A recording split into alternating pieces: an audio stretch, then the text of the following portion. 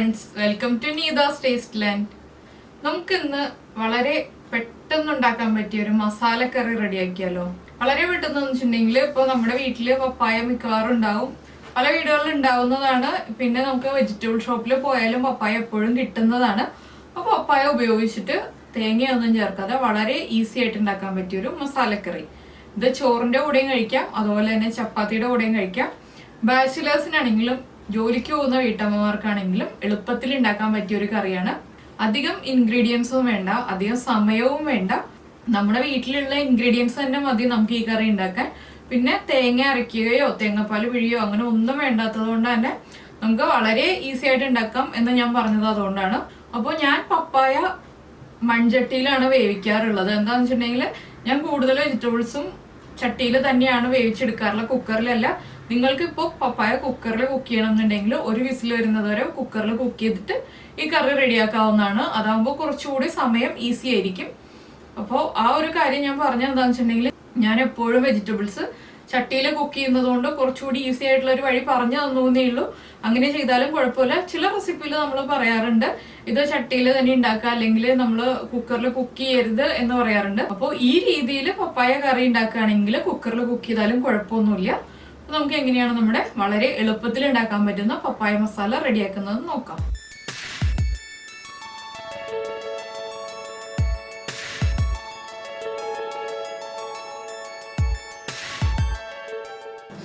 നമുക്ക് നമ്മുടെ പപ്പായ മസാലയ്ക്ക് ആവശ്യമായിട്ടുള്ള ഇൻഗ്രീഡിയൻസ് നോക്കാം. നമ്മളിപ്പോൾ ഒരു പപ്പായ എടുത്തിട്ടുണ്ട്. അതുപോലെ തന്നെ ഗരം മസാലപ്പൊടി, മല്ലിപ്പൊടി, കാശ്മീരി ചില്ലി പൗഡർ, വറ്റൽമുളക്, കടുക്, മഞ്ഞൾപ്പൊടി. പിന്നെ നമുക്കിതിലേക്ക് ആവശ്യമുള്ളത്, ഞാനിപ്പോൾ ഈ വലിപ്പത്തിലുള്ള സവാള ആയതുകൊണ്ട് 4 സവാള എടുത്തിട്ടുണ്ട്. വലിയ സവാളയാണെങ്കിൽ നമുക്ക് 2 സവാള മതി. അതുപോലെ തന്നെ 4 പച്ചമുളക് എടുത്തിട്ടുണ്ട്, 4 അല്ലി വെളുത്തുള്ളി, ഒരു ചെറിയ പീസ് ഇഞ്ചി എടുത്തിട്ടുണ്ട്, പിന്നെ 2 തക്കാളി, കുറച്ച് കറിവേപ്പില. അപ്പോൾ ഞാനിതിപ്പോൾ പപ്പായ ക്ലീൻ ചെയ്യുന്നതിന് മുന്നേ ആണ് ഇതിപ്പോൾ വെച്ചിരിക്കുന്നത്. പപ്പായ നന്നായി ക്ലീൻ ചെയ്ത് കഴിഞ്ഞിട്ട് 2 കപ്പ് പപ്പായയാണ് നമ്മൾ ഈ കറിക്ക് വേണ്ടിയിട്ട് എടുക്കുന്നത്. അതിനുള്ള അളവുകളായിരിക്കും ബാക്കിയുള്ളതെല്ലാം പറയുന്നത്. അപ്പോൾ ഈ 2 കപ്പ് പപ്പായക്കാണ് നമ്മൾ 4 ഈ സവാള എടുത്തിരിക്കുന്നത്. അപ്പോൾ വലിയ സവാളയാണെങ്കിൽ 2 സവാള എടുക്കുക. അതുപോലെ തന്നെ 2 തക്കാളിയും. ആദ്യം ഞാനിപ്പോൾ പപ്പായ നന്നായി കഴുകിയതിന് ശേഷം കട്ട് ചെയ്ത് എടുക്കട്ടെ. അതുപോലെ തന്നെ സവാളയും തക്കാളിയും കട്ട് ചെയ്തെടുക്കട്ടെ. ഇഞ്ചിയും വെളുത്തുള്ളിയും നമ്മളിതിൽ ചതച്ചാണ് ചേർക്കുന്നത്. ഇഞ്ചിയും വെളുത്തുള്ളിയും ചതച്ചു എടുക്കണം. ഇതെല്ലാം ചെയ്തതിന് ശേഷം ഞാൻ കാണിച്ചു തരാം ബാക്കിയുള്ള കാര്യങ്ങൾ എങ്ങനെയാണെന്നുള്ളത്. ഇപ്പോൾ നമ്മൾ നമ്മുടെ പപ്പായയും തക്കാളിയും സവാളയും എല്ലാം കട്ട് ചെയ്തെടുത്തു. പപ്പായ ഞാനിപ്പോൾ ഈ ഒരു വലിപ്പത്തിലാണ് കട്ട് ചെയ്തെടുത്തിരിക്കുന്നത്. നമ്മൾ പപ്പായ മെഴുക്കുവരട്ടിക്ക് കട്ട് ചെയ്യുന്നതിനേക്കാൾ കുറച്ചുകൂടി വലിപ്പം കൂട്ടി കട്ട് ചെയ്തിട്ടുണ്ട്. അതുപോലെ തന്നെ ക്യൂബ്സ് ആയിട്ടാണ് നമ്മുടെ സവാളയും അതുപോലെ തന്നെ തക്കാളിയും കട്ട് ചെയ്തത്. നമുക്ക് ആദ്യം പപ്പായ കുറച്ച് മഞ്ഞൾപ്പൊടിയും ഉപ്പും ചേർത്ത് കുക്ക് ചെയ്തെടുക്കാം. ഇപ്പോൾ നമ്മൾ പപ്പായ ചട്ടിയിലേക്ക് മാറ്റി. ഞാനിപ്പോൾ ചട്ടിയിലാണ് കുക്ക് ചെയ്യുന്നത്. ഞാൻ എല്ലാ വെജിറ്റബിൾസും ചട്ടിയിൽ തന്നെയാണ് കുക്ക് ചെയ്യാറുള്ളത്. ഇതിലേക്ക് നമ്മൾ മഞ്ഞൾപ്പൊടി ചേർക്കുകയാണ്. അതുപോലെ തന്നെ പപ്പായയ്ക്ക് ആവശ്യമായിട്ടുള്ള ഉപ്പും ചേർക്കുക. ഇതിൽ വെള്ളം വെച്ചിട്ടുണ്ട്. ഇനി ഇത് ഒന്ന് ഇളക്കി കൊടുത്തതിന് ശേഷം നമുക്ക് കുക്ക് ചെയ്തെടുക്കാം. അപ്പോൾ എന്താണെന്ന് വെച്ചാൽ പപ്പായ കുക്കായി വരണം, പക്ഷെ ഉടഞ്ഞു പോകരുത്. അപ്പോൾ പപ്പായ കുക്കായി വരുന്ന സമയത്ത് നമുക്ക് ഇതിൻ്റെ മസാല റെഡിയാക്കി എടുക്കാം. ഇപ്പോൾ നമ്മൾ മസാല റെഡിയാക്കാനായിട്ട് കുറച്ച് വലിയ പാൻ വെച്ചിട്ടുണ്ട്. എന്താണെന്ന് വെച്ചാൽ ചീനച്ചട്ടിയിൽ നമ്മൾ ചെയ്യുകയാണെങ്കിൽ വലിയ ചീനച്ചട്ടി വയ്ക്കേണ്ടി വരും. അപ്പോൾ ഞാൻ വലിയ പാനിൽ തന്നെ ചെയ്യാമല്ലോ എന്ന് വെച്ചു. ഇതിലേക്ക് നമുക്ക് വെജിറ്റബിൾ ഓയിലിൽ ചെയ്യണമെങ്കിൽ വെജിറ്റബിൾ ഓയിലിൽ ചെയ്യാം, വെളിച്ചെണ്ണയിൽ ചെയ്യണമെങ്കിൽ ഈ കറി വെളിച്ചെണ്ണയിൽ ചെയ്യാം. ഞാനിപ്പോൾ വെളിച്ചെണ്ണയിലാണ് ചെയ്യാൻ പോകുന്നത്.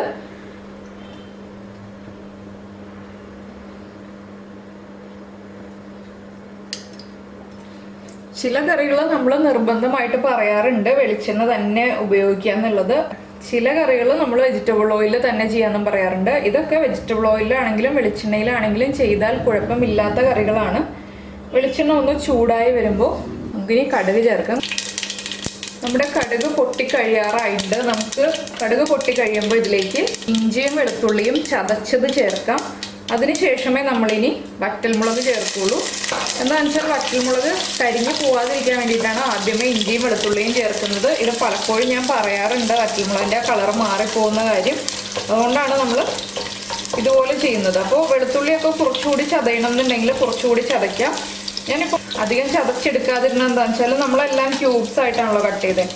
ഇപ്പോൾ വറ്റൽമുളകും ചേർത്തു.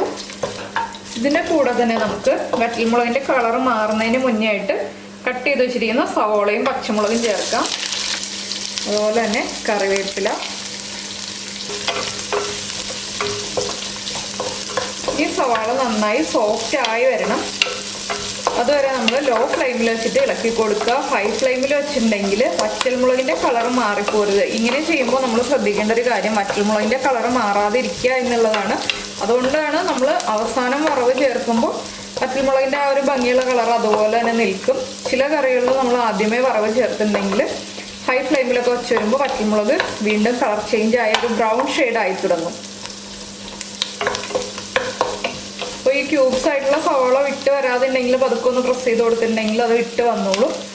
ഇനിയിപ്പോൾ നമുക്ക് ഇതിലേക്ക് കുറച്ച് ഉപ്പ് ചേർക്കാം. സവാളയ്ക്ക് ആവശ്യമായിട്ടുള്ള ഉപ്പ് ചേർക്കാം. എന്താണെന്ന് വെച്ചാൽ നമ്മുടെ സവാള ഒന്ന് വേഗം സോഫ്റ്റ് ആയി വരാൻ വേണ്ടിയിട്ടാണ് നമ്മളിപ്പോൾ ഉപ്പ് ചേർക്കുന്നത്. പപ്പായയിൽ ഉപ്പ് ചേർത്തതാണ്. ഈ ഒരു കറി ആകുമ്പോൾ ബാച്ചിലേഴ്സിനാണെങ്കിലും എളുപ്പത്തിൽ ചെയ്യാൻ പറ്റിയ കറിയാണ്. നമ്മൾ തേങ്ങാപ്പാൽ പിഴിഞ്ഞെടുക്കണ്ട, അതുപോലെ തന്നെ തേങ്ങ അരച്ചെടുക്കണ്ട. ഇപ്പം നമ്മുടെ വെണ്ടയ്ക്ക മസാലക്കറി പോലെയൊക്കെ തേങ്ങ അരയ്ക്കേണ്ട ആവശ്യമില്ല. ഈസി ആയിട്ട് നമുക്ക് ഉണ്ടാക്കാൻ പറ്റിയ ഒരു മസാലക്കറിയാണിത്. പിന്നെ പപ്പായയുടെ തന്നെ കുറേ ഈസി റെസിപ്പീസ് ഉണ്ട്, കുറച്ച് ബുദ്ധിമുട്ടുള്ള റെസിപ്പീസും ഉണ്ട്. ബുദ്ധിമുട്ടെന്ന് വെച്ചിട്ടുണ്ടെങ്കിൽ ഇപ്പോൾ തേങ്ങ അരയ്ക്കണം, അല്ലെങ്കിൽ നമ്മൾ തേങ്ങ ചിരവി ചേർക്കണം, അങ്ങനെയുള്ള കുറച്ച് റെസിപ്പീസും ഉണ്ട്. ഇതുപോലെ ഏറ്റവും ഈസി ആയിട്ട് ചെയ്യാൻ പറ്റിയ റെസിപ്പീസും ഉണ്ട്. ഇതിനിടയ്ക്ക് നമ്മുടെ പപ്പായ തിളയ്ക്കുന്നുണ്ട്, നമ്മളൊന്ന് ഇളക്കി കൊടുക്കുക. അപ്പോൾ ഇതിലേക്ക് നമ്മൾ മുളക് പൊടി ചേർക്കുമ്പോൾ സാധാരണ മുളക് പൊടിയാണ് ചേർക്കുന്നതെങ്കിൽ മുളക് പൊടിയുടെ അളവിൽ വ്യത്യാസം വരുത്തട്ടെ. എപ്പോഴും ഞാൻ പറയാറുള്ളതാണ്. എന്താണെന്ന് വെച്ചാൽ ഞാനിതിലെല്ലാം കാശ്മീരി ചില്ലി പൗഡറാണ് ചേർക്കുന്നത്. അപ്പോൾ ഞാൻ പറയുന്ന അളവിൽ ചേർത്തിട്ടുണ്ടെങ്കിൽ എരിവ് കൂടിപ്പോയി എന്നൊരു കംപ്ലൈൻറ്റ് വരും. അതുകൊണ്ടാണ് എടുത്തു പറയുന്നത് എപ്പോഴും. പിന്നെ നമ്മൾ പച്ചമുളക് ചേർത്തിട്ടുണ്ട്. ആ പച്ചമുളകിൻ്റെ എരിവുണ്ട്. നമുക്ക് ഓരോരുത്തർക്കും കിട്ടുന്ന പച്ചമുളകിൻ്റെ എരിവിന് വ്യത്യാസം ഉണ്ടാവും. അതനുസരിച്ച് വേണം നമ്മൾ പൊടി ആഡ് ചെയ്യാനായിട്ട്. അപ്പോൾ സവാള ഇത്രയും കുക്കായാൽ മതി. ഇനിയിപ്പോൾ നമ്മൾ പൊടികൾ ചേർത്തിട്ട് വീണ്ടും കുക്ക് ചെയ്യും. അതുകൊണ്ട് തന്നെ ഞാനിനി പൊടികൾ ആഡ് ചെയ്ത് തുടങ്ങാൻ പോവാണ്. ആദ്യം നമ്മൾ ചേർക്കുന്നത് മഞ്ഞൾപ്പൊടിയാണ്. അപ്പോൾ പപ്പായയിൽ നമ്മൾ മഞ്ഞൾപ്പൊടി ചേർത്തിട്ടുണ്ട്. ഇതിലേക്ക് ഇപ്പോൾ ഒരു 1/4 ടീസ്പൂൺ മഞ്ഞൾപ്പൊടിയെ ചേർക്കുന്നുള്ളൂ. പിന്നെ ഈ ഒരു പപ്പായ റെസിപ്പിയിൽ കുറച്ച് വെള്ളം ഉണ്ടെന്നുണ്ടെങ്കിലും കുഴപ്പമൊന്നുമില്ല. എന്താണെന്ന് വെച്ചാൽ നമുക്ക് ഇതിൽ ഗ്രേവി വേണ്ടതാണ്. അപ്പോൾ ചില പപ്പായ റെസിപ്പി നമ്മൾ ചെയ്യുമ്പോൾ ഒട്ടും തന്നെ വെള്ളം ആവശ്യമില്ല. അപ്പോൾ കുഴഞ്ഞു പോകരുത് എന്നുള്ളത് മാത്രമേ ഈ പപ്പായ കറിയിൽ നമ്മൾ ശ്രദ്ധിക്കേണ്ട ആവശ്യമുള്ളൂ. പപ്പായ കുഴഞ്ഞു പോയിട്ടുണ്ടെങ്കിൽ നമുക്ക് കറി കാണാനും ഭംഗിയുണ്ടാവില്ല. അതുപോലെ തന്നെ പപ്പായ പീസ് ഒന്നും കടിക്കാനും കിട്ടില്ല. മഞ്ഞൾപ്പൊടി ചേർത്തിട്ട് മഞ്ഞൾപ്പൊടിയുടെ ആ റോ സ്മെല്ലും റോ ടേസ്റ്റും മാറുന്നത് വരെ കുക്ക് ചെയ്തെടുക്കുക. എല്ലാ വീഡിയോയിലും നമ്മൾ പറയുന്നതാണ്. പിന്നെ ആദ്യമായിട്ട് വീഡിയോ കാണുന്ന ആളുകളാണെന്നുണ്ടെങ്കിൽ അറിയാൻ പറ്റില്ലല്ലോ. അതുകൊണ്ടാണ് വീണ്ടും റിപ്പീറ്റ് ചെയ്ത് പറയുന്നത്. ഇപ്പോൾ നമ്മൾ മഞ്ഞൾപ്പൊടി ചേർത്തിട്ട് മഞ്ഞൾപ്പൊടി കുക്കായി കഴിഞ്ഞു. ഇനി നമ്മളിതിലേക്ക് ചേർക്കുന്നത് മല്ലിപ്പൊടിയാണ്. ഈ സമയത്ത് എണ്ണ കുറവായിട്ട് തോന്നുന്നുണ്ട്, പൊടികൾ കുക്കാവാനുള്ള എണ്ണ ഇല്ല എന്ന് തോന്നുകയാണെങ്കിൽ കുറച്ച് എണ്ണ ഒഴിച്ചു കൊടുക്കാം. ഇതിലിപ്പോൾ ആവശ്യത്തിന് എണ്ണയുണ്ട്. ഇപ്പോൾ നമ്മൾ ഇളക്കി വരുമ്പോൾ അല്ലാതെ തന്നെ ഡ്രൈ ആയിട്ട് തോന്നുകയാണെങ്കിൽ എണ്ണ കുറവായിരിക്കും. അപ്പോൾ കുറച്ച് എണ്ണ ഒഴിച്ചു കൊടുക്കുക. ഇനി മല്ലിപ്പൊടിയുടെയും ആ റോ ടേസ്റ്റൊക്കെ ഒന്ന് മാറി വരണം. ഇപ്പോൾ നമ്മുടെ മല്ലിപ്പൊടിയും കുക്കായി കഴിഞ്ഞിട്ടുണ്ട്. നമുക്കിതിലേക്ക് ഇനി മുളക് പൊടി ചേർക്കാം.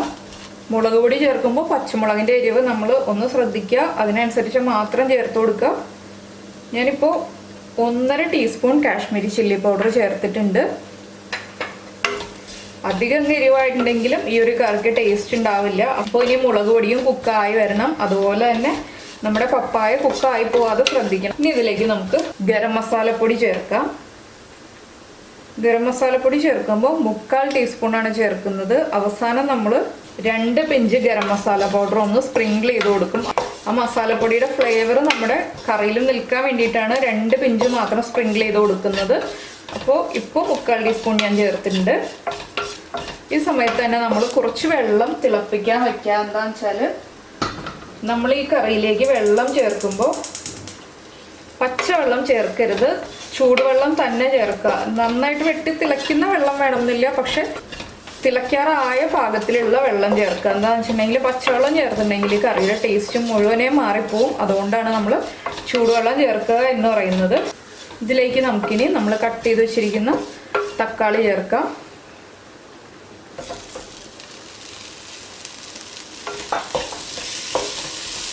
തക്കാളിയും ഒന്ന് കുക്കായി വരുന്നത് വരെ നമ്മൾ ഇളക്കി കൊടുത്തുകൊണ്ടിരിക്കുക. ഇനിയിപ്പോൾ നമുക്ക് മീഡിയം ഫ്ലെയിമിലേക്ക് മാറ്റാം.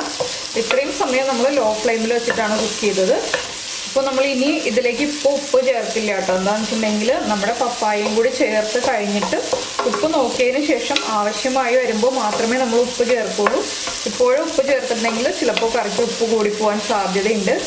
അപ്പോൾ ഇത്ര മതി. ഇനി നമുക്കിതിലേക്ക് നമ്മുടെ പപ്പായ ചേർക്കാം. പപ്പായ ചേർക്കുമ്പോൾ പപ്പായ കുക്ക് ചെയ്ത വെള്ളത്തോടു കൂടി ചേർക്കാം. പപ്പായ നന്നായിട്ടങ്ങ് കുക്കായി പോയിട്ടില്ല.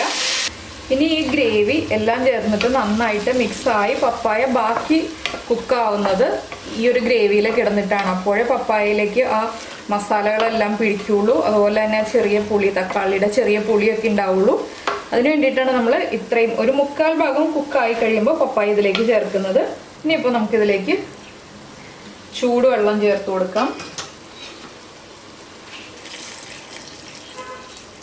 അപ്പോൾ നമുക്ക് കറിക്ക് എത്ര ഗ്രേവി വേണം എന്നുള്ളതനുസരിച്ച് നമ്മൾ വെള്ളം ചേർക്കാം കേട്ടോ. അപ്പോൾ ആദ്യമേ കുറച്ച് വെള്ളം ചേർത്തിട്ട് ഒന്ന് മിക്സ് ചെയ്ത് നോക്കുക. വെള്ളം കുറവായിട്ട് തോന്നുകയാണെങ്കിൽ കുറച്ചുകൂടി വെള്ളം ചേർത്ത് കൊടുക്കാം. ഇപ്പോൾ വെള്ളം കുറവാണ്, ഞാൻ കുറച്ചുകൂടി വെള്ളം ചേർക്കാൻ പോവാണ്. എന്താണെന്ന് വെച്ചാൽ പപ്പായ ഒന്ന് കുക്കായി ചില പപ്പായൊക്കെ നമ്മളൊന്ന് ഉടയ്ക്കും. എന്താണെന്ന് വെച്ചാൽ നമ്മുടെ കറിക്ക് ഒരു കൊഴുപ്പ് കിട്ടാൻ വേണ്ടിയിട്ടാണ് ചില പപ്പായ ഉടച്ച് ചേർക്കുന്നത്. മുഴുവൻ പപ്പായ ഉടയ്ക്കില്ല. അപ്പോൾ ആ ഒരു കറിക്ക് തിക്നെസ് വരിക വേണം, പപ്പായ ബാക്കി കുക്കാവുക വേണം. ആ രീതിയിൽ നമ്മൾ വെള്ളം ചേർത്ത് കൊടുക്കുക. ഇനി ഫ്ലെയിം കൂട്ടി വയ്ക്കുക. ഹൈ ഫ്ലെയിമിൽ വെച്ചതിന് ശേഷം നന്നായി തിളയ്ക്കുമ്പോൾ നമുക്ക് ഫ്ലെയിം കുറച്ച് അടച്ചു വെച്ച് കുക്ക് ചെയ്യാം. ഇപ്പോൾ നമ്മുടെ കറി നന്നായിട്ട് തിളയ്ക്കുന്നുണ്ട്. ഞാനിനി ഫ്ലെയിം കുറച്ചിട്ട് അടച്ചു വെക്കാൻ പോവാണ്. ഇനി പപ്പായയും തക്കാളിയും എല്ലാം ചേർന്ന് നന്നായി കുക്കായി പപ്പായയിലേക്ക് മസാലയൊക്കെ പിടിച്ചു വരട്ടെ. അതുവരെ നമുക്ക് വെയിറ്റ് ചെയ്യാം. ഇപ്പോൾ നമ്മുടെ പപ്പായ കുക്കായി കഴിഞ്ഞു. അപ്പോൾ ഞാൻ ഇടയ്ക്ക് 2-3 പ്രാവശ്യം ഒന്ന് ഇളക്കി കൊടുത്തിരുന്നു. ഇപ്പോൾ കണ്ടോ ഗ്രേവിയൊക്കെ വറ്റി തുടങ്ങിയിട്ടുണ്ട്. വറ്റി തുടങ്ങിയെന്നുണ്ടെങ്കിൽ ഗ്രേവി കുറഞ്ഞു. നമ്മൾ ആദ്യം ഒഴിച്ചിരുന്ന ആ വെള്ളം കുറേ അങ്ങ് കുറഞ്ഞു. ഇനിയിപ്പോൾ നമുക്ക് ചില പപ്പായയുടെ പീസുകളൊക്കെ ഒന്ന് ഉടച്ചു കൊടുക്കാം. അത് കറിക്ക് കുറച്ച് കൊഴുപ്പ് വേണമെന്നുണ്ടെങ്കിൽ മാത്രം ഉടച്ചു കൊടുക്കുക. ഇല്ലാന്നുണ്ടെങ്കിൽ ഈ ഒരു സമയമാകുമ്പോൾ 2 പിഞ്ച് ഗരം മസാലപ്പൊടി ചേർത്തതിന് ശേഷം നമുക്ക് ഉപ്പ് ചെക്ക് ചെയ്തിട്ട് ഫ്ലെയിം ഓഫ് ചെയ്യാം. പിന്നെ കുറച്ച് ചെറിയൊരു തിക്നെസ് വേണമെന്നുണ്ടെങ്കിൽ ഒന്ന് ഉടച്ചു കൊടുക്കുക. അപ്പോൾ ഞാൻ ഈ ഒരു സമയമാകുമ്പോൾ ഫ്ലെയിം ഓഫ് ചെയ്യാൻ പോവാണ്. ഇതിൽ കുറച്ചുകൂടി കൊഴുപ്പുള്ള ഗ്രേവി വേണമെന്നുണ്ടെങ്കിൽ നമുക്ക് ചെയ്യാൻ പറ്റിയൊരു കാര്യം എന്താണെന്ന് വെച്ചിട്ടുണ്ടെങ്കിൽ ഒരു ഉരുളക്കിഴങ്ങിൻ്റെ പകുതി പുഴുങ്ങിയതിന് ശേഷം നന്നായിട്ട് ഉടച്ച് ചേർക്കാം. അപ്പോൾ നല്ല കൊഴുപ്പുള്ള ഗ്രേവി ആവും. പക്ഷേ ഈ ഒരു തിക്നെസ് മതി. ഇത് കുറച്ച് കഴിയുമ്പോൾ ഒന്നുകൂടി കുറുകി വരും. അപ്പോൾ ഈ രീതിയിലാണ് ഞാനിപ്പോൾ ഓഫ് ചെയ്യുന്നത്. 2 പിഞ്ച് നമ്മുടെ ഗരം മസാലപ്പൊടി ചേർക്കുന്നുണ്ട്. ഇത്രയേ ഉള്ളൂ, നമ്മുടെ പപ്പായ മസാലക്കറി റെഡി ആയി. ഇതെല്ലാം ചേർത്തിട്ട് ഒന്നുകൂടി ഒന്ന് ഇളക്കി മിക്സ് ചെയ്യുക. ഉപ്പ് കുറവാണെങ്കിൽ ഉപ്പ് ആഡ് ചെയ്ത് കൊടുക്കുക. ഇത്രയേ ഉള്ളൂ നമ്മുടെ പപ്പായ കറി എന്ന് പറഞ്ഞ പരിപാടി. വളരെ ഈസി ആയിട്ട് ഉണ്ടാക്കാം. ബാച്ചിലേഴ്സിനാണെങ്കിലും പപ്പായ കിട്ടുകയാണെങ്കിൽ വളരെ എളുപ്പത്തിൽ ഉണ്ടാക്കാൻ പറ്റിയ കറിയാണ്. അധിക സമയം നമ്മൾ പപ്പായയുടെ കൂടെ നിൽക്കേണ്ട ആവശ്യമൊന്നുമില്ല. പപ്പായ അവിടെ ഇരുന്ന് കുക്ക് ആയിക്കോളും. നമുക്ക് നമ്മുടെ മറ്റുള്ള ജോലികൾ ചെയ്യാം. ഇടയ്ക്കൊന്ന് ശ്രദ്ധിച്ചാൽ മതി. അപ്പോൾ എന്തായാലും എല്ലാവരും ഈ ഒരു കറി ഉണ്ടാക്കി കഴിച്ചതിന് ശേഷം ഇതിൻ്റെ ഫീഡ്ബാക്ക് അറിയിക്കുക. അതുപോലെ തന്നെ പപ്പായയുടെ മറ്റ് റെസിപ്പികൾ ചെയ്യണം എന്നുണ്ടെങ്കിൽ ഏതൊക്കെ റെസിപ്പികളാണ് ആവശ്യം എന്ന് വെച്ചിട്ടുണ്ടെങ്കിൽ നമ്മുടെ കമൻറ്റ് ബോക്സിൽ ഒന്ന് കമൻറ്റ് ചെയ്യുക. പപ്പായ മെഴുക്കുരട്ടി ഓൾറെഡി നമ്മൾ ചെയ്തിട്ടുണ്ട്. പിന്നെ ഞാൻ പ്ലാൻ ചെയ്തിരിക്കുന്നത് പപ്പായയും പരിപ്പും ചേർത്തിട്ടുള്ള ഒരു കറിയുണ്ട്. അതാണ് ഞാൻ പ്ലാൻ ചെയ്തിട്ടുള്ളത്. വേറെ കറികൾ നിങ്ങൾക്ക് ആവശ്യമുണ്ടെങ്കിൽ ഏതൊക്കെ റെസിപ്പിയാണെന്ന് വെച്ചാൽ കമൻറ്റ് ചെയ്തിട്ടുണ്ടെങ്കിൽ നമുക്ക് ഓരോ ദിവസങ്ങളായിട്ട് ഇടയ്ക്കിടയ്ക്ക് ആ കറികളൊക്കെ ചെയ്യാം. അപ്പോൾ എന്തായാലും എല്ലാവരും പതിവ് പോലെ ലൈക്ക് ചെയ്യുക, ഷെയർ ചെയ്യുക. ബാക്കി എല്ലാ കാര്യങ്ങളും ചെയ്യുന്ന പോലെ അങ്ങ് ചെയ്യുക. നമുക്ക് നമ്മുടെ അടുത്ത റെസിപ്പിയുമായിട്ട് അടുത്ത ദിവസം കാണാം. ബൈ.